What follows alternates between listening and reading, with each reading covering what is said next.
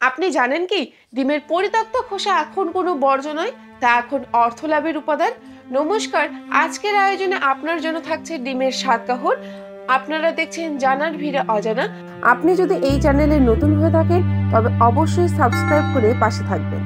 Sunday হো ইয়া Monday, রোজ খাও আন্ডে, এই স্লোগানের সঙ্গে আমরা কম বেশি সবাই পরিচিত। প্রোটিনের যোগানদাতা হিসেবে ডিমের জুড়ি মেলা ভার। ডিম দিয়ে যে কত রকমের পদ তৈরি হয় তার কোনো হিসেব নেই। ডিমকে বিভিন্ন পদে তৈরি করা হয় ঠিকই, কিন্তু ডিমের খোসাকে কোনো কাজেই ব্যবহার করা হয় না। এবার সেই অব্যবহৃত ডিমের খোসাকে কাজে লাগিয়ে লক্ষ্যে লাভের স্বপ্ন দেখছে রাজ্য প্রাণী সম্পদ উন্নয়ন দপ্তর।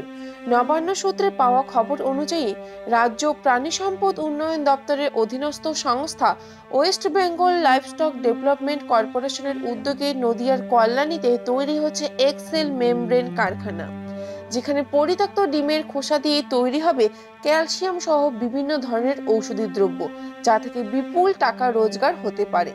নবান্নের কর্তাদের দাবি, দেশের মধ্যে এই প্রথম সরকারি উদ্যোগে এই ধরনের কারখানা তৈরি হতে যাচ্ছে। কল্যাণী সহ রাজ্যের বিভিন্ন প্রান্তে অনেক বড় বড় সরকারি হ্যাচারি রয়েছে, যেখানে কৃত্রিম উপায়ে ডিম থেকে মুরগির বাচ্চা তৈরি হয়। উন্নত প্রযুক্তির সাহায্যে সেখানকার যে পরিত্যক্ত খোসা রয়েছে সেখান থেকে বিভিন্ন ধরনের উপাদান তৈরি করা হবে। পরিকল্পনা অনুযায়ী মুরগি অথবা হাঁসের ডিমের উপরিভাগে যে শক্ত অংশ থাকে তা থেকে প্রচুর পরিমাণ ক্যালসিয়াম পাওয়া যাবে, যা ওষুধ তৈরিতে কাজে লাগবে। ডিমের ভেতরে এক ধরনের সাদা রঙের পাতলা আস্তরণ থাকে, তাকে বলে এক্সেল মেমব্রেন, যেটা থেকে তৈরি হবে কোলাজেন। চিকিৎসকরা জানাচ্ছেন, মেডিকেল সায়েন্সে কোলাজেনের বিভিন্ন ধরনের ব্যবহারিক উপযোগিতা রয়েছে। Cornea repairing, joint replacement therapy, tissue এবং স্ক্রিন গ্রাফটিং সহ বিভিন্ন ধরনের চিকিৎসায় কোলাজেন ব্যবহৃত হয়, যার বর্তমান মূল্য কেজি প্রতি প্রায় 12,500 টাকা। ওয়েস্ট বেঙ্গল লাইভস্টক ডেভেলপমেন্ট কর্পোরেশনের এক আধিকারিক জানিয়েছেন, 1 কেজি কোলাজেন বানাতে 15 থেকে 20 কেজি ডিমের খোসা লাগবে।